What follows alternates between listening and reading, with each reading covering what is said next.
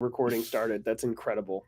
Two fools come to you today on this Thursday. November. What day is tomorrow? November 2nd. November 2nd. Yes. November 2nd. We're coming to you a bit early, unfortunately. We are. Although we love to be with you live, we're still happy to provide you this quality content every week. That's right. And we've got a pretty cool topic for today, Ryan. I think so. Yeah. And by the way, I apologize. I take it on myself. This is the reason. I am the reason. I'm the problem. It's me. So it's my Zoomer reference. It's a Taylor Swift song. I'm the problem. It's me. Not a big Taylor Swift guy. Well, neither am I, but it's a thing. I assumed you'd understand my cultural references. Goodness. I'm the problem. I had a commitment on Thursday this week, so we are pre-recording, but we will be watching the live chat and interacting. And I hope that you interact because we do have an actual topic suggested, not by our brains, but by someone else. So I want to dive into that. Before we do, though, let me remind you real quick, go to phyllisschlafly.com, sign up for the email list, and you will get the resource after action email after each caucus on Thursdays. And then also like, share, subscribe wherever you are, and then jump into the chat and the comments. That actually helps our algorithms more than anything else. So get in and interact. And one of our very interactive folks, you know who you are, sent us a couple of questions, and there were a couple in there that I thought these are good things to chew on. I appreciate it because, again, we talk about these are just conversations. Like, these are the things we want to kick off between conservatives that we ought to be, loaded for bear, be ready to go out and talk because so many people hear this garbage from, so many people who aren't paying attention and just hear this stuff from mainstream news. Repeat lines, you need to be able to reach them through different ways and talk to them about stuff and be ready for it. And I thought this was a great one to dive into. So we're going to do that today. We're going to go in and talk about the economy a little bit. Yeah. Do you want me to read off a question? Yeah. Do you want to read? Read? Okay. So someone asked this question, and I'm going to paraphrase as I skip through here. About the top 1% of earners, which I think we've all heard about this. The top 1%. I can't do a very good Bernie Sanders. Do you have a good Bernie Sanders voice? No? Okay. I figured I'd at least ask. But when people use this argument to talk about how CEOs rake in a ton of money and a lot of other people can't make a living wage, it comes across as some sort of mystification. They're making a moral point. Now, our asker understands that this is backloaded with all manner of communist and Marxist meaning. And if it weren't, it would be easier to discuss. But it seems like this is just another argument that kind of gateways into the Sovietization of the American worker, so to say, of our economy. So is there an answer, or is the answer in the agreed upon wage? Should the broader landscape of the economy be discussed, even blamed? Is it really that people are not making a living wage because CEOs are raking it all in? What about private ownership, et cetera, and so on? So I thought that was and again, I paraphrased, but I mean, I think we get where we're going. Like, I understand the question, and that is a very interesting one because this gets thrown around a lot. And just like a lot of leftist arguments, we get this emotional bomb dropped in the middle of everything, and then they walk away. And it's like, well, hold on. What about numbers and logic? Like, how does that even work? This is the economy after all. It's not an emotional thing. It's about numbers and statistics. So but like I talked about last week, it's the left is, this feels bad. Fix it, make it different without thinking any further. So So I thought that's what we want to talk about today. Yeah. And I mean, there are a lot of ways to get into this, and there are a lot of aspects of this question. But I think two of the main things, which is really one main thing that it's highlighting, is the relationship between the wages of employees and the wages or the capital owned by or the wealth of CEOs and boards of directors, et cetera. You know, the rich, the top 1% or the 1% of the 1%, which I think is I think is a more accurate description, because you talk the 1%, you know, where there's a lot of doctors and lawyers in there too, and I don't think that's who, when people talk about this, that's not who they're talking about. They're not talking about the doctors and lawyers. They're talking about people. That right off the bat is one of the things that's so disingenuous about this, which, by the way, just a newsflash, my points for the rest of this conversation are largely going to be just go buy Thomas Sowell's books, because they're fantastic.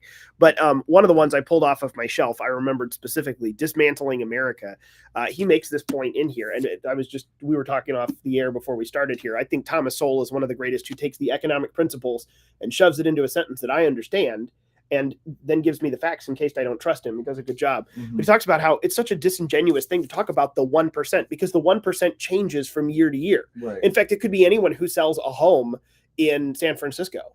That year you are in the 1% because of this home that you sold, but you'll never be in the 1% again.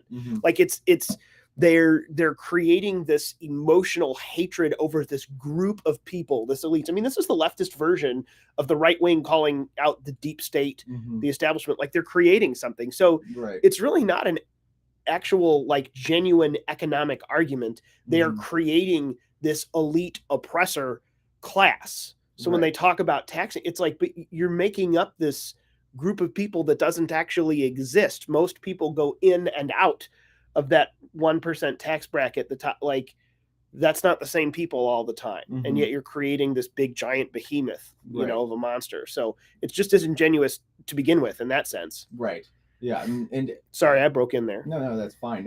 And economics is a process. That's one of the core tenets of Austrian economics that a lot of economic schools don't look at. They look at the economy, or the models is very static. But the Austrian understanding looks at the economy through time. And Thomas is extremely well-read in Austrian economics, as well as the Chicago school.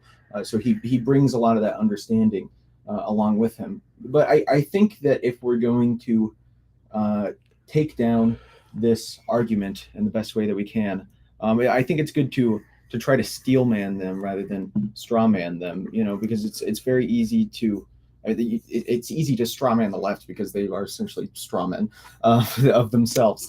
But what are they really getting at? You know, it's not fair that there are these businessmen that just rake in the revenue over time, while there's all the workers. Let's take just Amazon as an example, because people hear about, oh, you have the Amazon worker is constantly tracked to make sure their bathroom breaks aren't too long, whereas Jeff Bezos is just raking in the dough all the time.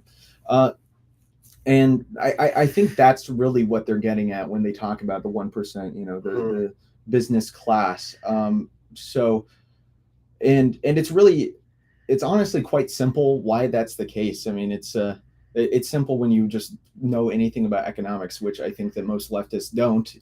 You don't see a ton of leftist economics majors.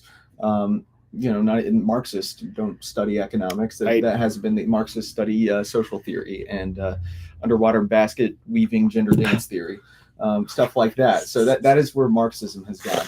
I just have a whole, hey, we're going to need to talk to Warner Brothers. I have a whole new plot idea for Aquaman 3. Sorry, go ahead. Perfect. I can't wait. Yeah, there we go. So how I like to look at Mises for this, to look at how a firm works and how a firm is established. And Mises talks about the entrepreneur is one of the fundamental actors within the economy. And what the entrepreneur does is they take on risk in one way or another, whether that is by putting in their own capital or getting a loan for capital from the loanable funds market. And doing that, they're able to establish a venture. And whenever an entrepreneur establishes some kind of venture, there is no certainty in it whatsoever. I mean, well, there's some, but it's that's why the entrepreneur is in a class in and of themselves, because they are the ones that take on risk and bear the uncertainty, and the cost will come back on them.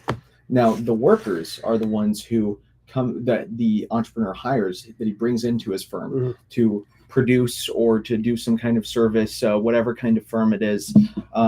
And so the reason that the entrepreneur, to kind of cut to the end of the story, the reason that the entrepreneur is deserving of, I guess you could say, or the reason the cookie just crumbles this way within economic matters, is because the entrepreneur is the one that has borne the risk, whereas the worker does not. They get their wage, and even if the firm collapses, sure, they'll be out of a job, but they still have their wages that they've gotten, and they can move on to the next job. The entrepreneur, however, if his investments collapse, then he doesn't have that money anymore. So, and that's what it really comes down to. The higher wages for the CEO and the businessman comes as a result, as a reward for his risking of uncertainty, whereas the workers just get their wage because they don't have to deal with the uncertainty. Now, the opposite view of this is the Marxist view of the workers are the ones creating value, and then the entrepreneur, the businessman, the bourgeois, That's how they view the businessman and their model, if you even want to call them models. But he takes the surplus value of the workers. The workers have put themselves into creating this or that. They've created the chair or something like that. And then the entrepreneur just gets the money somehow. But that skips a lot of steps about how the economic process works, because the entrepreneur is the one who bought the machinery and the tools and everything so that the worker could make the chair in the first place. The entrepreneur got the raw materials to get to that point.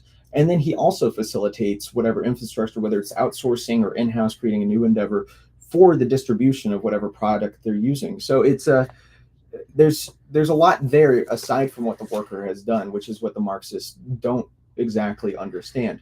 And now they instead say that, okay, well, then the workers should be the ones in control of all these resources, of the distribution, of gaining the raw materials, of all that kind of stuff. But that clearly doesn't work. It does not work nearly as well for a community of equal people to take on the risk all together and engage in uncertainty in the way that an entrepreneur does, because it's a very specialized and difficult thing to do. So that's kind of my economic answer. Well, and I mean, that directly to the leftist question here. And that actually kind of dovetails into one of the other points I feel like we hear a lot, which again, I'm going to reference. There's a few good books, but this one specifically is dealt with in Thomas Sowell's Dismantling America. There is the pervasive lie of greed. It's all just about greed. Well, the only reason that these CEOs make so much is because of greed. And I love the point he makes. What does he say today? I'm just going to read because no one can say it like Thomas Sowell. He says, today there are adults, including educated adults, who explain multi-million-dollar corporate executive salaries as being due to greed. But think about it. I could become so greedy that I wanted a fortune twice the size of Bill Gates, but this greed would not increase my income by 1 cent. The astronomical incomes, if you want to explain it, it's not really about whether people are greedy or not. The question is, why are people willing to pay that? That leads you down this discussion, risk and leadership and all of this other stuff that's involved, and the amount of expertise that is in there. And it really just kind of boils down to this just plainly isn't how the economy works, off of the feeling, well, that just seems greedy and I don't have that much. Well, you don't know what this CEO knows. And that's why they're not offering to pay you $100 million a year, but they are willing to pay him $100 million a year. He's also assuming the risk of this $100 million a year endeavor. And someone has put how many hundreds of millions of dollars already into this infrastructure to support this thing, and they want it to succeed. So it's a worthwhile investment, because it's not just simply following through on a task. There's a lot of skills. So it's an over-exalting of emotions, again, that has led us a lot to this thing when it really has nothing to do with emotions. It has to do with the plain and simple facts. It cost us this much to get here. We're risking this much. So you are going to take on that much risk and our money for this much incentive. We expect you to go do a good job. And guess what? This is going to do a good job. Now, you as a lower wage worker, you're not taking on as much risk for them. You don't have as much risk involved. It's not as high of a, this is how the economy works. This is simple numbers. And it's really very, very difficult when you infuse these things like this greed argument in. Well, you're bringing in this exaltation of emotions into economics, which isn't emotional. It's just, it's facts and figures. And it's very important that we use logic, facts and figures, emotions, each of these things in their place. And in economics, there's more place for numbers and facts and figures. This is what works. Here's what happened. Here's the result than anything else. And I feel like that kind of dovetails into, what you're talking about. Like, this is the logical end that we see is the discussion about greed all the time. It's like, that's not even really a matter of it. It's not greed that makes these people, uber rich. It's the fact that someone's willing to pay them. Right. Well, and it might be greed that got them to even want to do that, but that is not the deciding factor by any means. Greed alone isn't going to get you paid that. Exactly. You have to actually be worth that to someone to pay you that. There has to be production. Right. And within a free market, people only gain money by providing a good or a service that somebody else wants, and that somebody else wants more than the money that it costs. That's why it's so important to understand subjective value. Everybody is better off within transactions within the free market. But another thing I think is interesting is Frédéric Bastiat, who was a French political theorist, I think. Don't quote me on that, but he has this great little booklet called The Law. And the copyright has been expired for a while now, so I'm sure you can find it free just about anywhere online. Right. The Foundation for Economic Education probably has one. This is why you should get on the email list, because then I will find a link and you will get it later. 100%. But he talks about the seen and the unseen, and he's mostly talking about opportunity costs there. But I also think that applies in the case of the entrepreneurs who have failed. Because people look at the businessmen, but that's the businessmen that have been successful, and they're like, why do they deserve so much money? But they're not looking at the full set of businessmen, the people who engage in risky endeavors to provide products, because there are way more businessmen that have completely failed in what they've done. And so if you look at the total set of all businessmen, most of them don't have any money from their endeavors. Mm-hmm. It's just the set of successful ones, the scene that we look at. Yeah, and I think that's another important thing to consider when you're talking about this. Yeah, absolutely. And another, and one other direction I wanted to go before we kind of wind this conversation down, which it may be a little shorter today, just because we're not. I know we'll try to hop in and do some live reaction and back and forth stuff in the comments with everyone. Please do chime in, though. Nonetheless, this still makes very interesting for anyone watching after the fact. But I want to go down the direction of the whole idea of what the leftist line we always hear about, trickle down economics. Mm-hmm. Let's talk about that for a second. And I know that this is a phrase that we often hear. A trickle down economics doesn't work. Blah blah blah. Mm-hmm. They made fun of Reagan's tax cuts, JFK's tax cuts, all the different things. This goes back to Coolidge in the 30s, really, Coolidge was in the Calvin Coolidge was in the 20s, 28 to 30 or 29, right? I believe he's around 29 that time. to 30. Yeah, he's definitely around that time. Okay. This isn't history class. This is economics class. Anyway, this goes all the way back to Coolidge, and it was basically this idea of trickle down economics that the left describes mockingly, like this is our idea, the right.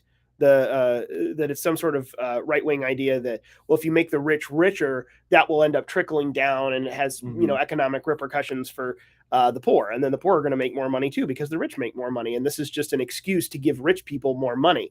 Well, no, it's funny when you actually watch them talk about this idea, they don't quote anyone. You know why? Because no one ever advocated for that by that name. Like, that is their QAnon. That is their giant conspiracy that they've created that doesn't actually exist. Right. It's not there. It's on that level, and yet they repeat it over and over again as if it's something that we have advocated for. And I love this big fallacy of the myth of trickle down economics is very interesting. But when you look back at IRS statistics, cutting taxes and letting people have an incentive, their own money, that does stimulate from the top down. Across the board economy, not because of the top, also the down, but just from top to bottom, people have more of their money. They're going to spend it. It gets, put in this and that and the other different places. And all of a sudden you'll realize that if you look at the numbers across the board, whether it was a Republican or a Democrat who did it, cutting taxes does in fact equal more tax revenue. It always has, every single time.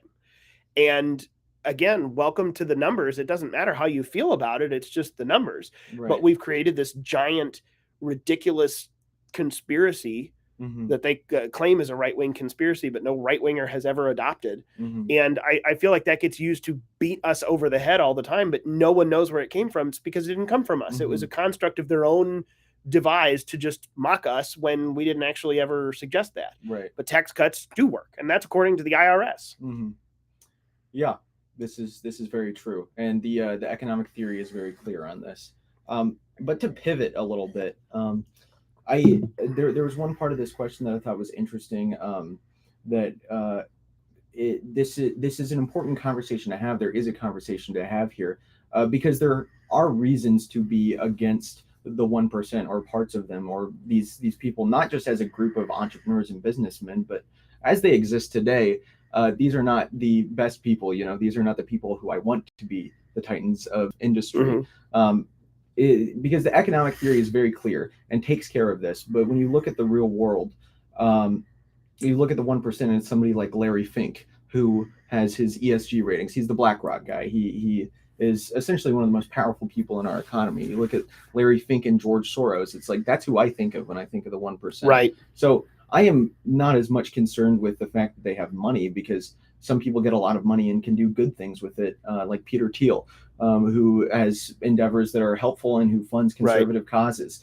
But then I look at the 1% as they exist today. For the most part, they agitate for liberal causes and against conservative values. And just from a political perspective, it's like, okay, well, I do want them to have less power in society, not just because they're rich. That's not why I don't like them, and that's where we differ with the Marxists on this point. We don't hate them just because they're rich. We don't like them because they are actively destroying society and what we think is right. But it's very dangerous here, because it's important to be critical of these ultra rich liberals who are destroying the Western heritage. But you don't want to use Marxist language while doing it, because that can quickly rope you into accidentally or on purpose getting confused and advocating for some sort of Marxist policy or some sort of Marxist solution. So I do think it's good to be cognizant that there is a conversation to be had, that the top 1% are these, a lot of them are bad people that I don't like. Well, that's the thing. This really brings us back to the conversation about good versus bad, and good people versus bad people, and what we're doing here. What Marxists are trying to do by creating this top 1%.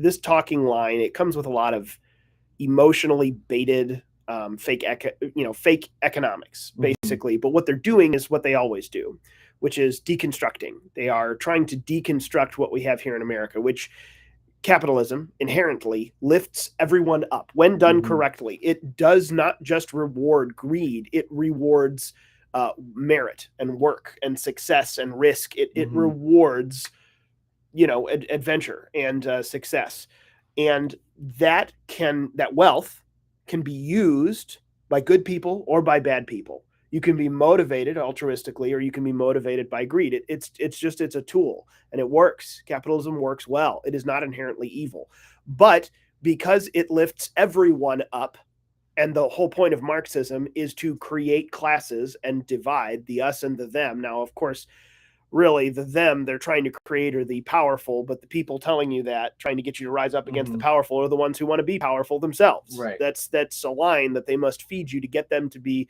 to get you to be their useful idiot. Well, and it really is the powerful themselves. I mean, Bernie Sanders is a member of the 1%. Right, exactly. Yeah. And that's the thing. It's so funny to see someone like Bernie Sanders with 4 houses talking about the economic oppression of the. I mean, it's the oldest thing in the book. It's like, well, first of all, you're creating this divide that doesn't really exist the way that you're creating it, the us and them. We have to make this oppressed versus oppressor, whether it's culturally, economically, sexually, whatever it is. We have to create an oppressor and an oppressed, a victim.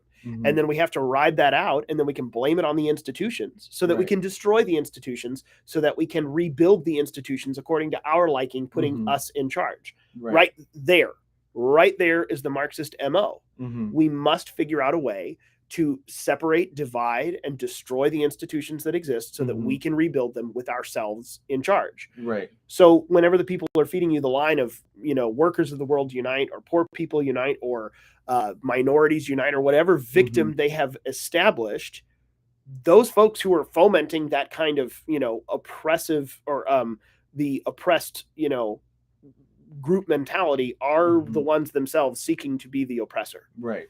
And that's how it comes to fruition every time. And I think that they've done a good job at becoming the oppressors, because I'm thinking of, it's interesting because I'm thinking of Marcuse, who talks about kind of the elites in society, because at the time he was writing, the left had become very good at becoming the elites in society, should partner with the lower classes to unite against the middle class. And that's what we've seen their economic programs doing.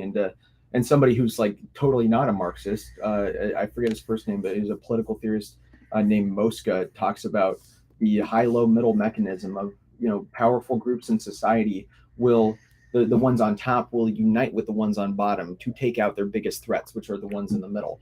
And that's really what's, I think, going on here. So in some ways, I think when they're against the 1%, they're actually against like the 20% beneath the 1%. Right. The middle class. Because if you look at polling data, it's the middle class that votes for Trump. They voted majority for Trump, whereas the lower classes, they voted majority for Biden. And it's so in some ways, I feel like this the 1% argument is a bit of a red herring from the left, because they don't want to take down the 1%. This 1%. Right. These are the guys that are funding the giant academic institutions that teach Marxism and critical theory to people, and Right. they're the ones who are Bill Gates trying to get us to all eat the bugs. The World Economic Forum, like that's the actual 1%.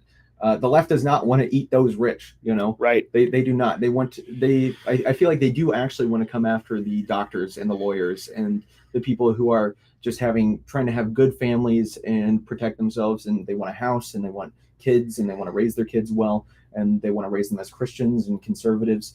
It's like, okay, these are the people that they're really after. So I wonder what the relationship is there between them agitating against the 1% and who they're actually trying to go after. Well, I mean, and I think it's like we just said, it is the 1%, the controllers, the puppeteers at the top, dangling all of these efforts and initiatives down to the useful idiots, the people that they can get to believe them, who are wanting to be taken care of, or this or that or the other.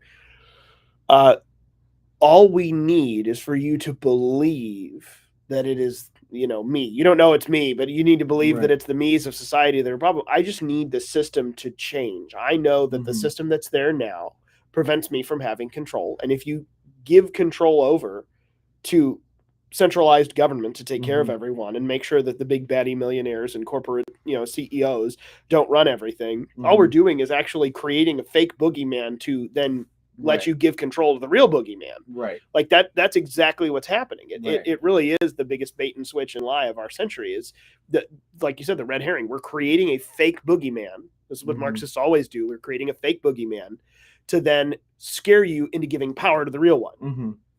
That's what's going to happen. So you don't realize that it is the monster telling you, hey, there's a monster over there. You should be afraid of it, and I'll help you. Well, no, you're the real monster. Like, I know how this goes. Never mind. This is just a figment of my imagination that you're drumming up. So that really, I mean, it's what it boils down to with the top 1% argument, to your point. It's something that doesn't exist. Trickle down economics doesn't exist. These are all myths that have really been created to drive home a political point to change the system, not actually make some sort of economic theory out of it. That's really where it needs to be dispelled at the most basic level. Right. That doesn't work. No one has ever advocated for these things that they say the right wing advocates for. We just need to go straight for it and say that's a load of bunk. No way. Yeah. And I think it's interesting, because if the left tells their lackeys, the proletariat, you guys got to go eat the rich. They have to eat through the middle class first to get to the rich. But once they've eaten through the middle class, they've gotten rid of the only opposition that exists to the rich, which is what happened in the Bolshevik Revolution, where they massacred the middle class, the kulaks, the farmers that were the analogously the middle class of that society, and they wiped those people out, and those were the only real opposition to these the real big baddies, the ultra rich, the Bill Gates, George Soros type people. And if the left can mobilize themselves against their opposition through deception and through lies, then I guess it only preserves their power. So it all kind of adds up. I mean, that's exactly what's happening today. Nonsense. Yeah, that's how I was going to say. That is exactly what's happening today. The middle class that support not this ridiculous nonsense is who truly is going to be the victim of the real big baddie money people's, fomenting of the dependents, the ones who want to be taken care of by, nanny state government, the younger generations coming up in that thought process. Like, who are they going to end up destroying? Well, the only people who together we can band together against the big baddies with money, the George Soroses of the world. You're taking out the only people who can actually protect you, the little people, from them. But that's what they want you to do. Like it really is that simple. And again, it's, we're using economic terms, but this Marxist ideology of destroying an institution to rebuild it, it goes across, this is kind of the economic version. The true Marxism was always economic class warfare between, this class and that class, the proletariat and the bourgeoisie. And then in America, that's typically played out more in the cultural institutions, not economically, because even the poorest of the poor in America are better off than a lot of the rest of the world. So it just didn't really fly that much, but there still has a little bit of a foothold. And here we are, the minimum wage, movement and the top 1%. You see the Bernie Sanders, the anti-Wall Street. There's still a little bit. This is kind of the echoes of original Marxism as it went after economics. Right. And yet, whether it's economics or the family or religion and society, it is always a march against an institution to burn down what exists, what creates freedom, and to then replace it with something that can be controlled. And it's the people who want to control it that are convincing everyone to go against the institutions that exist now. It's incredible. You don't hear the left going after Wall Street much anymore because they've kind of been able to organize them around the climate change agenda and trans rights. It's like, okay, the people with the purses are now after all your social goals. But I mean, they've been able to kind of whip Wall Street into line because they've successfully wrapped up media so much that between news media and entertainment media, they can really convince people that these ESG scores and stuff like that means so much. When it's like, but does it really? Or do you just think that everyone cares about this? So because of the perceived, we need to be caring about this, then the business comes along to the agenda, but no one in the real world really actually cares. Like this smoke and mirrors is so deep, and yet people are making decisions off of it. It really is incredible once you start to kind of weed through it and realize they're getting all these different sections of society to dance to to their own tune, and there's no real recourse. Like we're the ones. It's it's a bug's life. Yeah, it's like you guys have scared us, but there's only that many grasshoppers, and there's all of these ants. Like, wait a minute. What are we doing? Right. That's we're on the cusp of that realization needing to happen to people that, wait a minute, economically, I love what the Daily Wire is doing to Disney and some of the others. Don't stop giving them their, your money. They end up doing this because they perceive that that's what they want, but blah, blah, blah. Use your dollar and actually let's see where the market wants to go. It's all smoke and mirrors, and it really just has to be cut through, decisively. And I think that's what this whole thing is. Right. So I think we've done. We always like to say we don't provide the answers here. We start conversations, and we've definitely done that today. But I think in the first half of what we were talking about with the Austrian economics and Thomas Sowell, that did provide some answers, right? On firm economic ground. So it could be good to go back and look at those and look at some of our resources. So if somebody who is an honest to God Marxist that believes these kinds of things, the Bernie Sanders types, you will be equipped to have a discussion with them and be informed and understand economics well. Right. And to your point, the original question to begin with, it seems like they're trying to make this mystical and make a moral point. That's exactly what they're doing. They're clouding the actual logic, common sense, numbers, and factual nature of economics and trying to make a moral point. And you have to back it out and just let the economics be the economics and then make a moral point. We just need to address it as simply as that. And there are a lot of resources for that. That's just not how it works. No evidence shows that, which again, this conversation, like all the others that we have about all of these things facing America, what it boils down to really is the need for an objective, absolute truth that exists outside of ourselves. Moral relativism doesn't work everywhere. It doesn't work anywhere. It doesn't work everywhere. It's awful. And it erodes everything from the family and faith all the way down to economics and government and everything else. It is awful. It just, here's what works and here's what doesn't. This is the world that we have to live in. That's what people need to understand. And then you can start to march them into economics specifically, or all these different areas specifically. So, I mean, you want to know where we have to start this conversation, like almost all the others. Truth exists, and it is outside of our own decision making. It either works or it doesn't work. Like, the people need to understand that. So there's step number one. Yep. But yeah, we'll leave it there. Yeah, I think that's good. Okay. Thanks so much for being with us today. Absolutely. Make sure to hit the red button on YouTube. This conversation probably won't get us banned. This is not quite like last week's. I did say QAnon once, and now twice. You never know. Eat the bugs and Soros. So you know what? Maybe. Yeah. You never know these days. So just in case, go over to Rumble and hit the green button there as well. go to phyllisschlafly.com, sign up for the email list, and you will get a good old goodie bag. It's right after Halloween. You will get a little bag of candy of knowledge. I guess that's a good way to put it. Candy bits of links, Candy, knowledge. Yeah, however you want to, this is the real. You have trick-or-treated here on Unauthorized Caucus, and we're about to give you the best treats you can get. Don't get hyper on sugar. Go for our hyperlinks in the email. That was really stretching. I tried. Yeah, hey, it was great. Thank you so much.